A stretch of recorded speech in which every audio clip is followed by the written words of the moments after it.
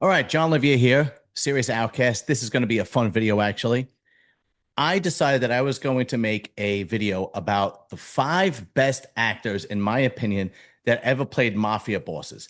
Not just regular associates, not made members of the mafia, but capo regimes, the bosses, okay? They have had to act at least as a boss in a major family. So what's great about this is that I'm also a movie buff. So some of them might be obvious, but others might not be so obvious. And I'm going to bring up some movies that aren't as common as you think.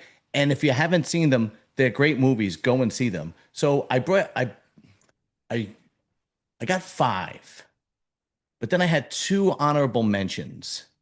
And what I want to do is I want to show you my five, my two honorable mentions, but then I want to know what you guys think. What do you think? Who am I missing? What are you looking for in a actor that plays a mafia boss in a great role?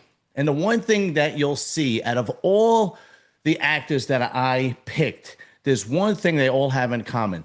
They're very serious people. Because if you guys know anything about the mob genre, once you get to capo regime, it's a very serious position. You can't. There's no more playing around. You have a lot of responsibilities. You have a crew of guys. You have to earn, and the whole idea is to make money for yourself. The guys have to make money, and you have to kick up to the bosses, right? And the higher you go in the hierarchy of the mafia, obviously, the more responsibility you have. So these are no nonsense guys, and these actors play the role perfectly as far as I'm concerned. No nonsense. So the first one is going to be pretty obvious. The first one is going to be Marlon Brando. And this is a great scene. Marlon Brando in The Godfather obviously plays Don Corleone. Marlon Brando, um, great American actor, maybe one of the greatest, maybe the greatest American actor to ever grace the screen. I mean, he has played so many parts, so many roles. Everybody knows who he is. He is just a fantastic actor. Apocalypse Now. I mean, he was in Superman. I mean, you go way before that, Streetcar Named Desire. It just goes, the list of movies just goes on and on and on. But in this scene in The Godfather, he meets a gentleman named Salazzo, and it's the late 40s. It's right after World War II. And Salazzo wants to start a drug business. In the movie, before World War II, the majority of the crime that the mafia was taking part in was racketeering, extortion, prostitution, gambling, so on and so forth. But now this new business comes, this drug business. And Salazzo needs Don Corleone. He is the most powerful mafia boss in New York at the time, in the country, and he needs his help. So he goes to him for help. He sets up this meeting, and the meeting is Salazzo, Marlon Brando, his son Santino, and his consigliere, Robert Duvall, also his stepson. I need a man who has powerful friends. I need $1 million in cash. I need, Don Corleone, those politicians that you carry in your pocket, like so many nickels and dimes. What is the interest for my family? So right off the bat, his mannerisms, I mean, amazing. First of all, the way they make him look, he looks older, he looks distinguished, he looks like he has a lot of stress, his jawline, and his mannerisms right away, touching his face and so on and so forth. So many scenes, so many actors and so many scenes, now that I pointed out to you, have tried to duplicate that same mannerism. He was the originator of that. 30%. In the first year, your end should be $3-4 million. And then it would go up. Now, what is the interest for the Tattaglia family? My compliments. So what had happened is he didn't think that they knew about the Tattaglia family. The Tattaglia family was backing him up 100%. And Consigliere, which is Robert Duvall right here, Tom Higgins in the movie, did his research and delivered it to Marlon Brando. And Salazzo is basically saying, oh, okay, you know things that I thought you didn't know. And he's always telling him, my compliments, you did your homework. I'll take care of the Tattaglias. Out of my share. So I received 30% for finance, political influence, and legal protection. That's what you're telling me. That's right. Why do you come to me? Why do I deserve this generosity? If you consider $1 million in cash, just finance, de salud, Don Corleone. So basically, Sollozzo is coming to him because he wants $1 million in cash to finance the drug business. But he also, Don Corleone in this movie has all the politicians, police officers, judges. He's there on his payroll. And if you know the story, as he was coming up through the ranks and he became boss of one of the most powerful crime family, that was his strategy. He's going to have everybody on the payroll, every bigwig, right? Judges, politicians, police officers. So he needs that so that this drug business could go smooth.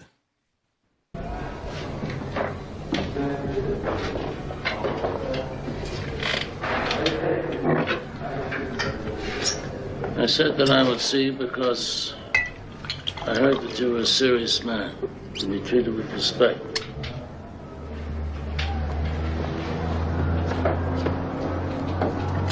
Once again, the way he's treating him like with a lot of respect. You know, he wipes the dust off his clothes. He pours him a drink. And again, you'll see this in other movies after this, but this was the first time that we've seen this on cinema. And Brando was the originator of this. Okay, I guarantee you, now that I told you this, you will notice in other movies, and I guarantee you, this movie was made in 1972. These gestures, these mannerisms were copied. That's how great he was in this role. You'll see it in other roles. Guaranteed now that I told you. But, I must say no to you. And I'll give you my reasons. It's true, I have a lot of friends in politics. But they wouldn't be friendly very long if they knew my business was drugs instead of gambling, which they regard as a harmless vice. But drugs is a dirty business. Oh, Don Corleone. It doesn't make any difference to me what a man does for a living, you understand? See, that's fantastic. When he tells him drugs is a dirty business, but he also knows that he's a hypocrite. And he says, look, I don't care what you do for a living, right? It makes no difference to me. Basically, we're all swimming in the same pool of shit, only yours is a little dirtier than mine. That's basically what he's saying there. But your business is a little dangerous. If you're worried about security for your million, the Tatalias will guarantee it. Oh, are you telling me that the Tatalias guarantee our investment? Wait a minute. So in this scene right here, Sonny is Marlon Brando's firstborn son. And everybody knows in Mafia hierarchy, the firstborn son takes over the family.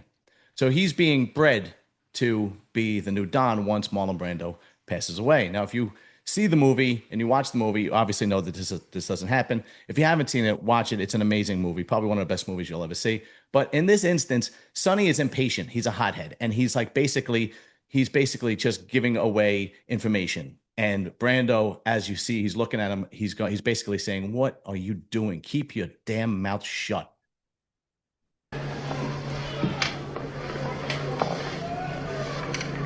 I have a sentimental weakness for my children, and I spoil them, as you can see. They talk when they should listen.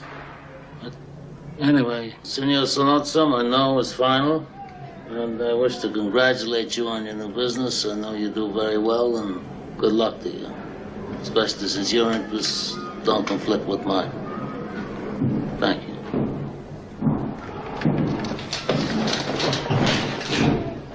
So he just said no, but the other families want in because the other families know the drugs are the future, but he knows that the drugs are is going to be the downfall of the mafia, which it turned out to be that way, right? That was one of the biggest problems with the mafia was the drugs. Once it came, the 60s and 70s, if you know anything about mafia history. So he says no to him. So this starts a whole issue. If you watch the movie, this starts a whole problem within the mafia in the five families in New York City.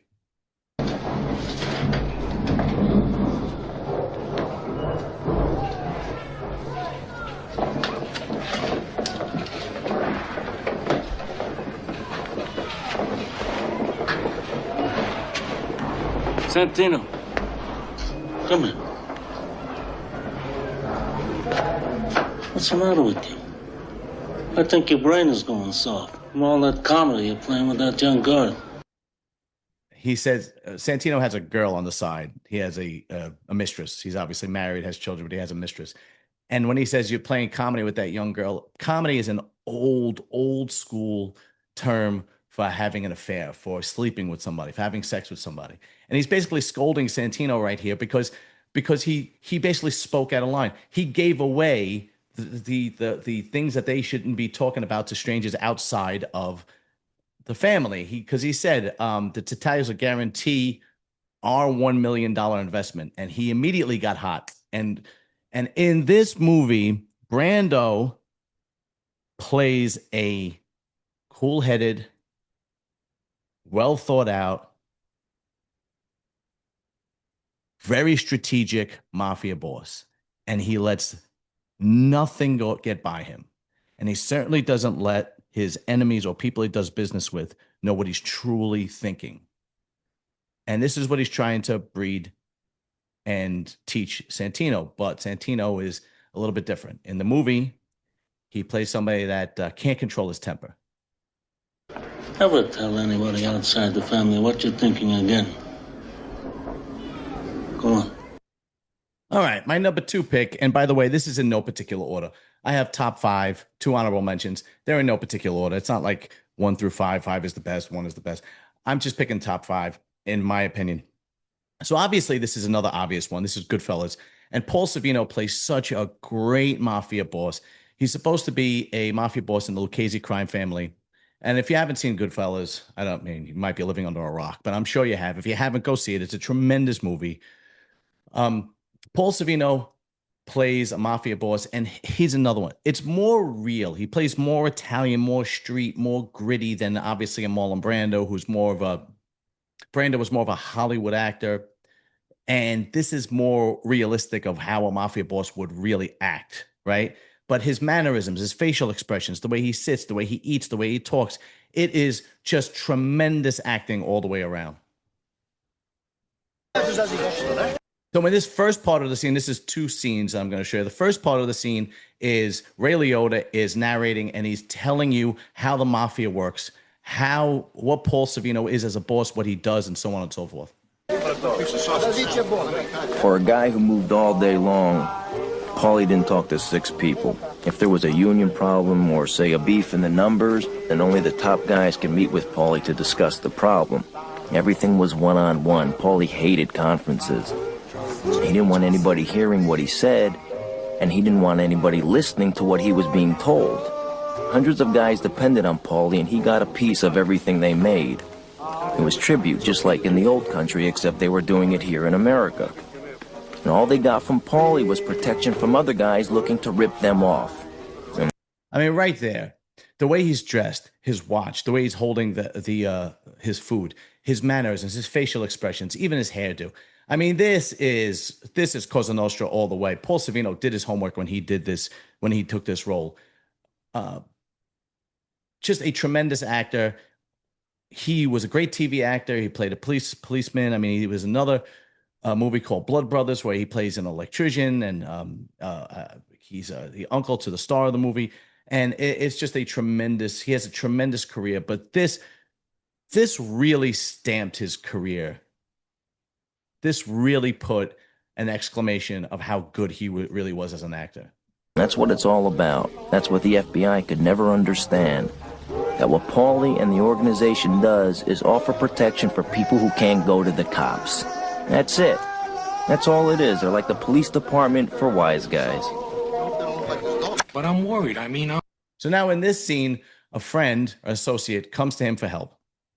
This person has a restaurant, bar, and one of the guys, played by Joe Pesci, is a psycho lunatic, if you watch the movie, and he's threatening him. He beat him up. It was a really bad scene, really bad look. So he goes to Paulie to see if Paulie could become a partner in his restaurant. And he's begging him and pleading him and asking him for help. I'm hearing all kinds of fucking bad things.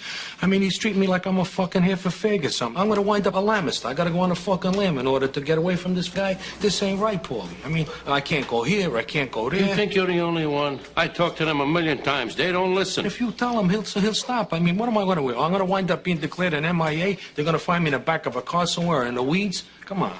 You know this fucking Tommy all your life. Who knows better than you? This cocksucker's an arch criminal. I mean, when I leave my house in the morning, before I get to the car, I'm looking over both shoulders. This is no way to live. You know I'm no fence jump. I'm around you all my life. You tell me what I gotta do. Whatever the fuck I gotta do, I'm gonna do, no? What could I do?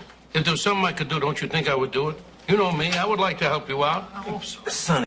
His facial expressions right there is just fantastic. I mean, that is typical Italian. I mean, I had family members that made facial expressions if they didn't understand something. This was fantastic. This is my favorite scene in the movie, and it's just his acting makes it my favorite scene. It's not even a significant scene. It's just his acting and how he acts as a mafia boss made this scene my favorite scene in the entire movie. Tell him what we talked about. You think it's all right? Yeah, come on. What? Well, you know, look, maybe you could come in with me. You know, take a piece of this fucking joint. It'd be good. What are you talking about? What do you mean, the restaurant?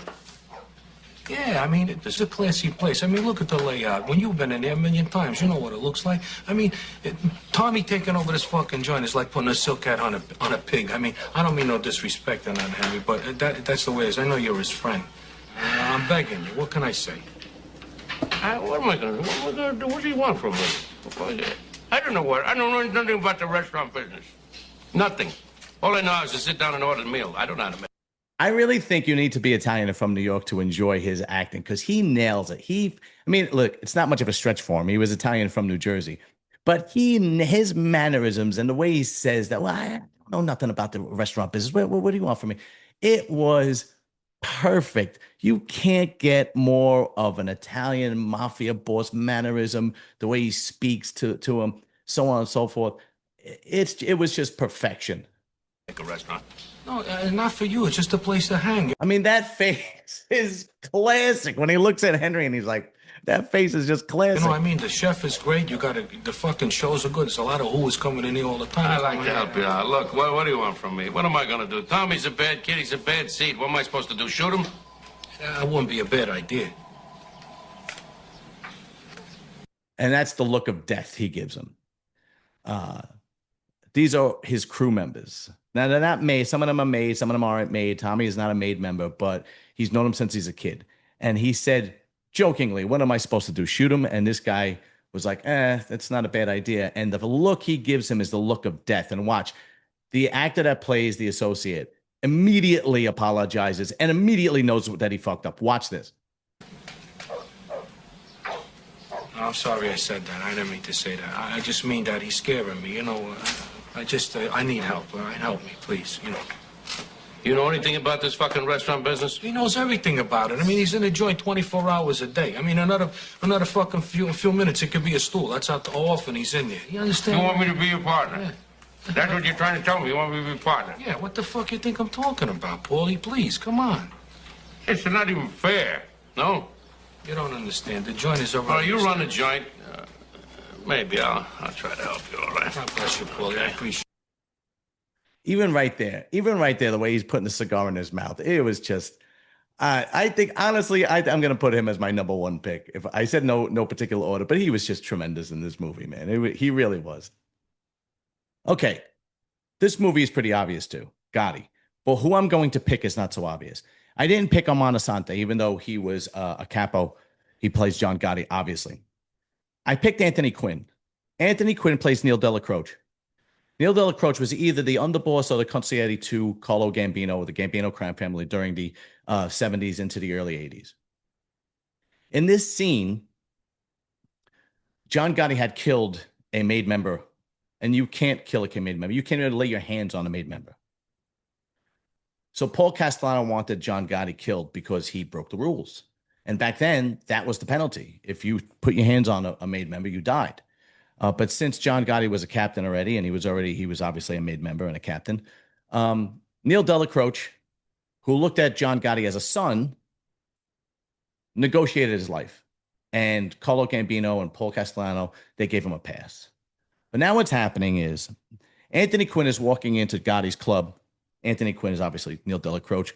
He's walking into Gotti's club, and he's going to give him a lecture because Gotti broke the rules.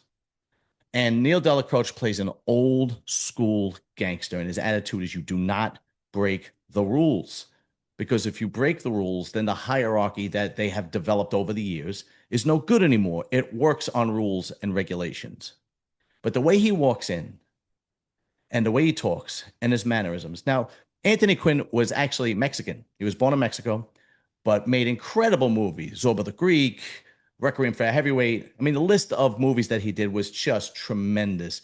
So this was a no-brainer for me because even though he was Mexican, he looked European. So he could play an Italian, he could play a Greek, but his mannerisms, the way he dresses, the way he talks, and even the way he talks to Gotti here in this scene, just a tremendous mafia boss and knows what kind of weight he's throwing around.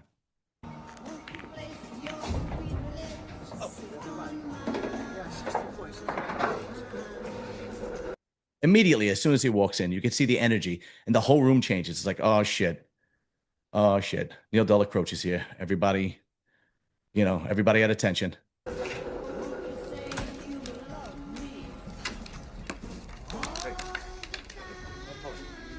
Now, Amon Asante did a great job playing Gotti. And if you see these two guys, everybody knows these two guys were in The Sopranos. This movie was before The Sopranos. But Amon Asante played a great role as Gotti, but Anthony Quinn, he's got such a small role in this movie because Neil Delacroce dies shortly after this. And this was just fantastic, the way he lectures him about how Cosa Nostra works.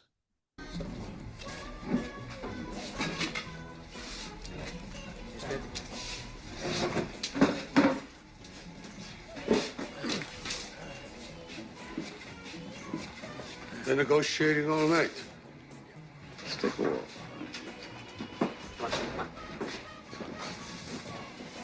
See, Gotti doesn't know what's going to happen here. He might get killed. He might not. He doesn't know that what decision was made yet. That's why he said, stick around.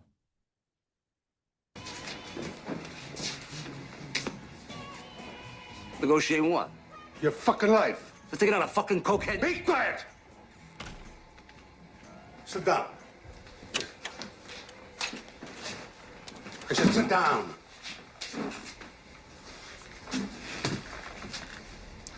You know, I've clipped a lot of guys in my life. Close friends. Guys I didn't know. I didn't always agree that the guy should be clipped. But I never questioned the orders. And I never went off half-cocked and clipped somebody I wasn't supposed to. Now you shut up! You just listen. You know, Big Paul went to Don Carlo for permission to have you whacked. It came this close. I told Don Carlo, you were like a son to me. That touched the old man. He told Paul to give you a pass. But if Don Carlo had said, you gotta go, I would have come here today with these 2 zips, and you would go. John, you cannot whack a made man on somebody else's crew. The rule. Look at the facial expression on Asante, but I'm still on Anthony Quinn. Amon Asante is taking this in, but he obviously doesn't digest it because everybody knows the Gotti story. You can't whack a made man. There are rules to this thing. And obviously everybody knows Gotti winds up killing Castellano, which is the biggest sin that you could possibly make in the mafia, killing a boss of the family, no less. But Anthony Quinn is basically telling him, you cannot go off half-cocked, like he just said, and just kill a man, a made man, and another one's crew. You break the rules, and this whole goddamn thing of ours cracks and crumbles. You never break the rules.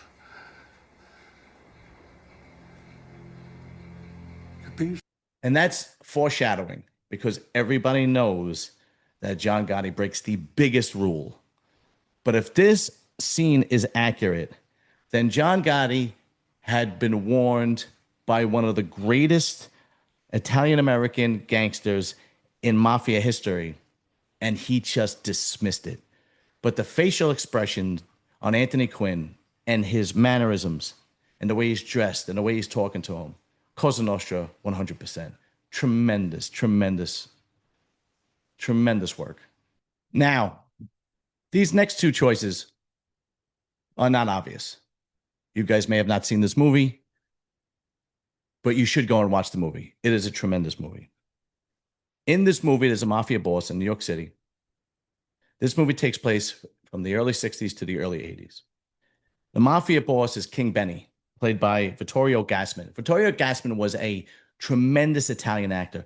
I mean, he was acting. He was born in Genoa in 1922. He was acting from the World War II days all the way up until he died. He died. This movie was made in 1996. He died shortly after this in 2000. He was already 77 years old.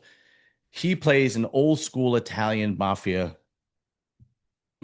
Now, in this scene, what happens is, if you haven't seen the movie, there were these four boys from, I think it's the Lower East Side, during the early 60s, and they get arrested for killing somebody, accidentally killing somebody, and they have to go to juvie, or they used to call it boys' home, or whatever the case may be. And the guards would have their way with them, sexually and physically. So they would sexually have their way with them, and they would beat the hell out of them. One particular boy who was not part of their crew that they knew, his name is Rizzo. He got killed. He died at the hands of security. King Benny is helping these four kids because he watched them grow up and he knows what they went through. So he's helping them in any way he can. Now, in this scene, the other kid that's dead, that is not part of their crew, his brother grows up and becomes one of the largest drug kingpins in New York City. And King wants the guard that killed his brother because he was also one of the guards that abused the four boys. So he has this strategy, and it's real street, and it is a tremendous scene. Here we go. This guy Addison, the one who works for the mayor, he quits his job in 2 weeks. He don't want nobody to know what kind of a guy he is. He don't want nobody to see pictures of him they shouldn't see. He knows us. He will. The boys he buys for parties are expensive. Now, Addison makes good money, but he don't make real money. Now, did you hear that? He said the boys he buys for parties are expensive. So he is in debt to somebody. And King Benny takes that debt over and hands it over to his brother. Watch this. How much does he owe? $8 grand with a heavy Vic. I paid that off. You pay. Addison's debts belong to me now. You hate debts. I hate Addison. We're in the dirty end of the field now. That's where I play. And I like to play alone. You're a nice kid. You always will. Don't let this change it. So in this part, even though he's working and helping the boy that he watched grow up, when it comes to the real gritty street shit, he leaves him out of it. Because this particular kid, there's four of them. This particular kid grows up to be a journalist. One is also played by Brad Pitt, grows up to be a lawyer. The other two are founding members of the Westie gangs on the west side of New York City. If you have not seen this movie, go watch it. It is a tremendous movie. Sleepers, 1996. Yeah.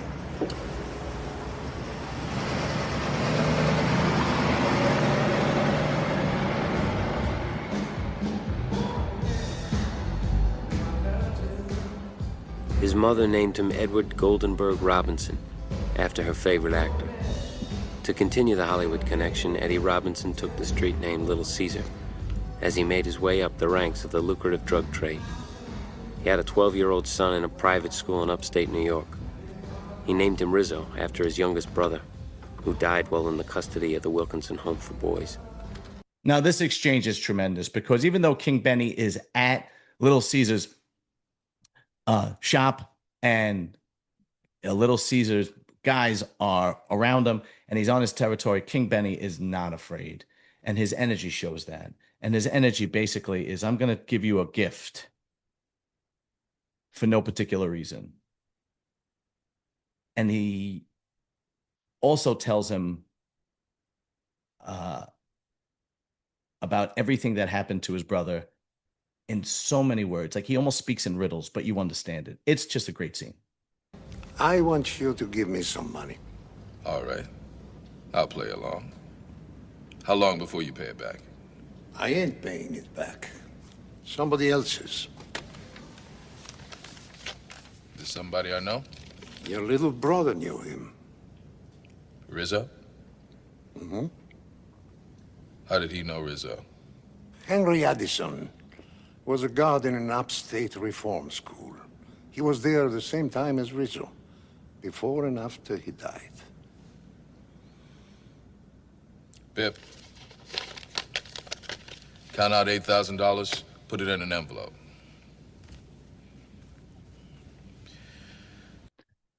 So now in this next few minutes, Little Caesar knows he has a very powerful man in front of him. And he also knows that he could utilize him if he wants to continue growing in the drug trade and in the street thing. So he kind of starts brown nosing a little bit. King Benny cuts this off immediately. You, go back a long time, old man. Old men always do. Ran with the Guineas, back when the Guineas were tough. I ran when I could. Looked good doing it, too. Gave the business some style, some class. Made it a call for respect the way you wore it, the way you talked it. Always like that about you. I'm no help to you. See, he cuts it off immediately. He knows he's brown nosing, and he goes, I'm no help to you. This is a gift I'm giving you for my personal reasons. My tailor is dead. And as you can see, he doesn't want to spend any more time there than he has to. He gets the $8,000, tells him that he's not paying it back, that this guard Addison is in debt to you now, and he leaves. I'll look up our friend and collect the money he owes me. He owes you something more than money. Ain't nothing worth more than the green. Business. What, old man? What's this guy owe that means more than dollars? He owes you Rizzo. He's the man that killed your brother.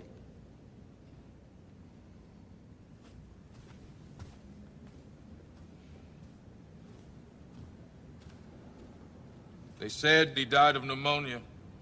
They said. All right, I know. I'm in a different outfit.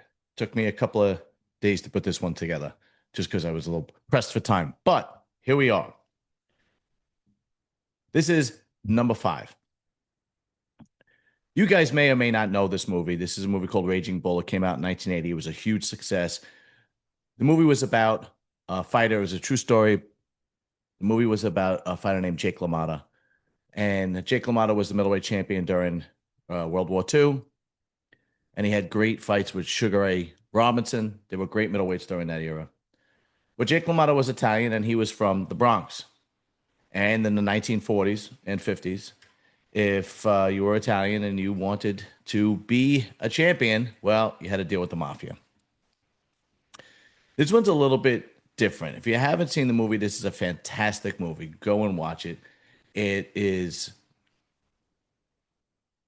actually filmed in the Bronx and different parts of New York, but it really brings you back to the late 1940s, post World War II, the clothing, the cars, so on and so forth. Now, the guy who plays the Mafia boss in the Bronx, the name in the movie is Tommy Como, but his real name was Nicholas Colasanto, and he was an actor for years, but he was best known for his role as coach in the television show Cheers. And he actually died of heart disease in 1985, and then Woody Harrelson took over the role in 1985 in Cheers, on the show Cheers. But in this 1980 movie, he plays the Mafia boss that is trying to help Jake LaMotta become the middleweight champion. But of course, in the movie, when you watch it, Jake LaMotta doesn't want his help. He doesn't want his help at all with the Mafia. Now, This was a little bit difficult to get this scene, but I finally got it. So in this scene, Joe Pesci is meeting for Tommy Como, and Tommy is telling him in this scene, look, he's not going to get a shot without us. He doesn't have a choice. But his mannerisms, the way he's speaking to him, the way he is talking to him, he plays a great mafia boss. It is just tremendous acting. So here we go. So forgive me if it's a little off. This is the only video footage I could have got from this. It was very difficult to get this video, but it's here. Aside from everything else, Joey, the family all right? Yeah, fine. Everybody's fine. Oh, what is it with you? You can't talk? Talking with me? I know. Why you got this funny attitude, Joey? I can't figure you out. What is it with all the quick answers? Yeah, they're all right, yeah. So now, in this role, he's annoyed. He's annoyed because Jake LaMotta is from his neighborhood, and Jake doesn't want anybody help from anything. And what is happening is he's looking like an embarrassment to the rest of Cosa Nostra because there's a kid from his neighborhood who is a great fighter that everybody knows, and he's not able to deliver him. So he is really frustrated and really embarrassed. You get on him fast or something? What? No, it's not like that, Tom. It's just, all the aggravation and everything. And all the fights and all that. Listen to me. Now, Jake, the guy's become an embarrassment. He's embarrassing me with certain people. And I'm looking very bad. I can't deliver a kid from my own goddamn neighborhood. Listen with him. Why does he have to make it so hard on himself? For Christ's sakes, he comes to me and make it easier for me. The man's got a head of rock.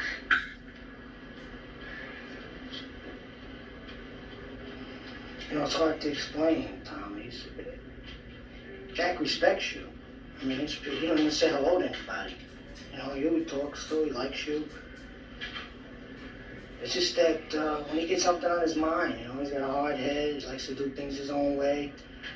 I mean, Jesus Christ could come off the cross sometimes. He don't give a fuck. He's gonna do what he wants to do. He wants to make it on his own, Thinks he can make it on his own. Make it on his own. He thinks he's gonna walk in there and become champion on his own. Right? Yeah, it's crazy. Yes, he's crazy. He's got no respect for nobody. He doesn't listen to nobody. That's not crazy.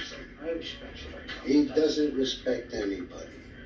Now, you do this for me, you understand? You tell him. I don't care how colorful he is, how great he is. He could beat all the Sugar Ray Robinsons and the Tony Janeros in the world, but he ain't gonna get a shot at that title, not without us, he ain't. Now, you're a smart kid. You believe it. You tell him. So if you watch the rest of the movie, there's plenty of other scenes in the movie, but that really shows how powerful of a mafia boss is in that movie.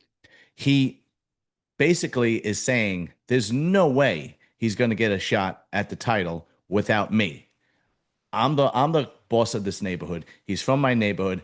I'm going to deliver him, and that's it. So obviously what happens is because they're gangsters, he has to throw a fight so they can make some money, and then he will get a shot at the title. The movie is tremendous because Jake LaMotta's life was crazy, and De Niro plays a tremendous Jake LaMotta, and Joe Pesci plays his brother. It is a tremendous movie with great acting, and there are other scenes with Nicholas Colasanto where he plays a great mafia boss. Check it out. Okay, I had 2 honorable mentions in mind. I didn't know which way I was going to go, but then I made a choice. So this is the one honorable mention. This movie is called True Romance. And there's only one scene about a mafia boss, but the scene has become iconic in cinema history. Anybody who knows anything about movies or is a movie buff knows this scene. And it is with the great Christopher Walken and Dennis Hopper. Christopher Walken plays the mafia boss. Now, in this scene, what is happening is Christian Slater goes to a pimp and he's trying to get his girlfriend to go with him. because his girlfriend is a prostitute, belongs to this pimp, played by Gary Oldman. Now, during that scene, there's confusion, there's craziness, there's a shootout, and he thinks he grabs a suitcase full of clothes, of his girlfriend's clothes. Turns out the suitcase is full of cocaine, and he doesn't realize it until he gets home. So now he has him, this cocaine, and his girlfriend, and they don't know what to do. So they're driving cross country. They go see Christian Slater's father, who's played by Dennis Hopper. He doesn't know what to do. He goes to see him. He visits him. And what happens is the next day, the Mafia is on his ass because they want their drugs back. And they go to see Dennis Hopper knowing that he saw his son. But in this scene, everybody knows this as the Sicilian scene. I'm going to cut out the part that is really popular because it gets vulgar and it gets racist, and I don't want to put it in here. It would be too much bleeping out. But even the first half of the scene, Christopher Walken playing a mafia boss is amazing. You don't think he could do it. He plays a mafia boss fantastic. Again, his mannerisms, his facial expressions, and he's trying to get Dennis Hopper, the father, to tell him where his son is. That's basically the scene. Now, as the scene goes on, Dennis Hopper decides, I'm not going to give up my son. And he knows he's going to die. So he insults him. And that's where the racism comes in and the cursing, and it gets a little gritty. Go and watch it for yourself. Okay? But let's start. Here's the scene.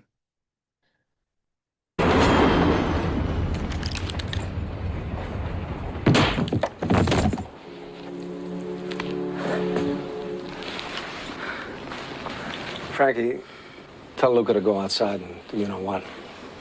Vai fuori, tu sai che da fare. Sì, Flo. Punta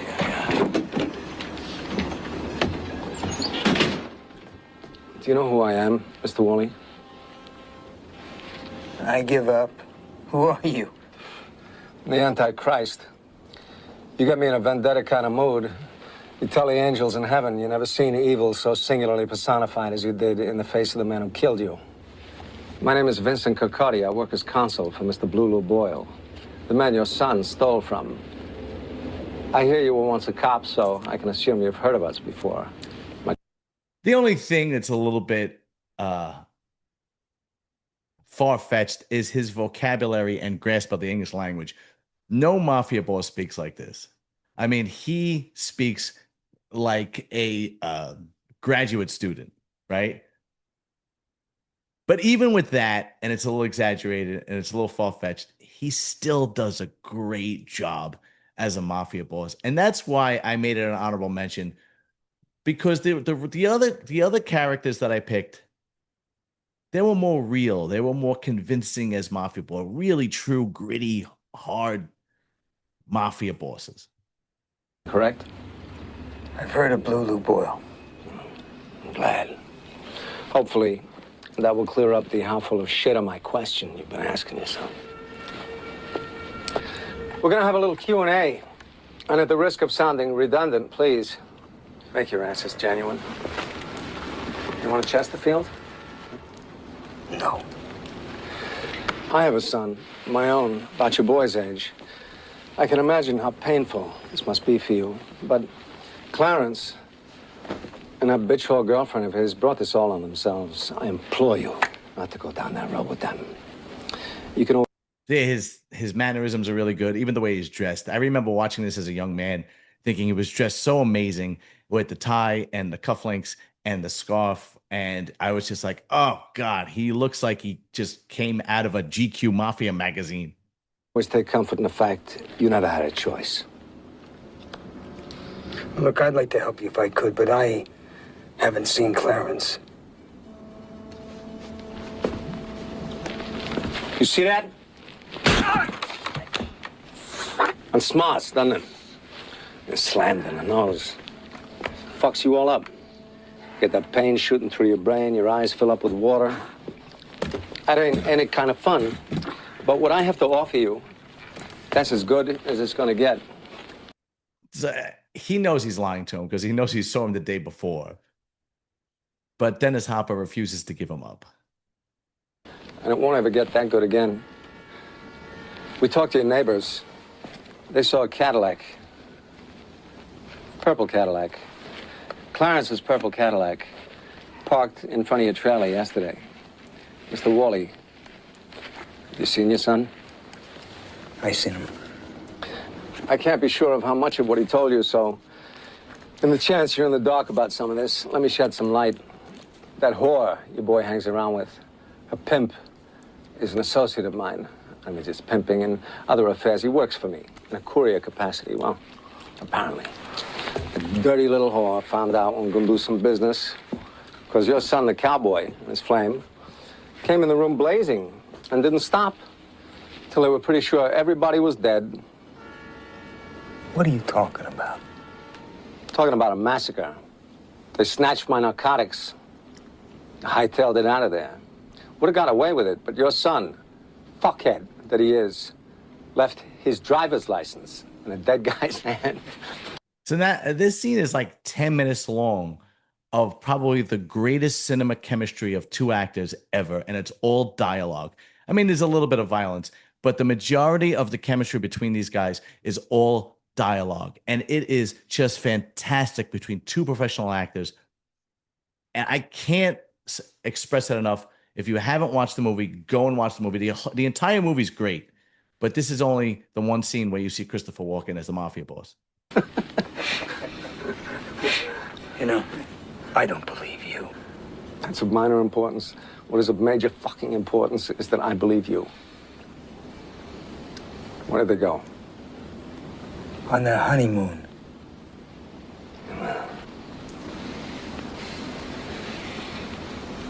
I'm getting angry, asking the same question a second time. Where did they go? They didn't tell me. Now, you just wait a minute and listen to me. I haven't seen Clarence in 3 years.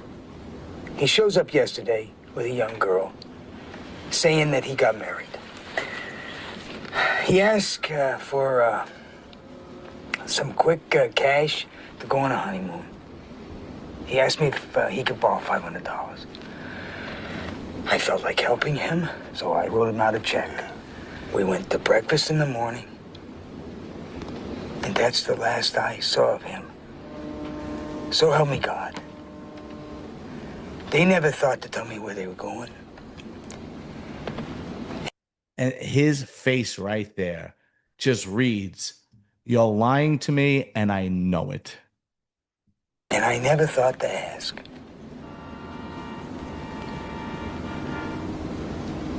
And yes, that's James Gandolfini, Tony Soprano.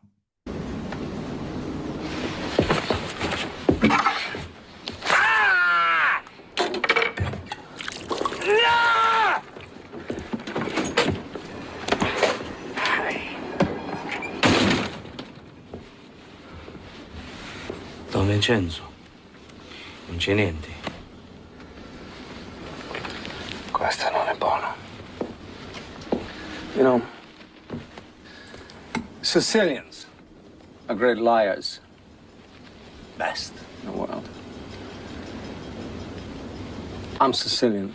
My father was the world heavyweight champion of Sicilian liars. From growing up with him, I learned the pantomime. There are 17 different things a guy can do when he lies to give himself away. Guy's got 17 pantomimes. Woman's got 20. Guy's got 17. But if you know them, like you know your own face, they'd be lie detectors all to hell. Now, what we got here is a little game of show and tell. You don't want to show me nothing, but you tell me everything. I know you know where they are, so tell me. In this split second, Dennis Hopper's face knows I'm a dead man and I'm not giving up my son. I'm going to stop it here because you guys need to go and finish watching this on your own. Whether you look up the scene on YouTube or watch the entire movie, I recommend watching the entire movie. True romance, incredible cast, incredible movie. In this split second, Dennis Hopper makes a decision that he is going to die right here because he is not going to give up his son. And whatever consequences happen from him not giving up his son, he's ready to take. So in the next part of the scene, which I'm not going to show you, because it gets really gritty and dirty and racist.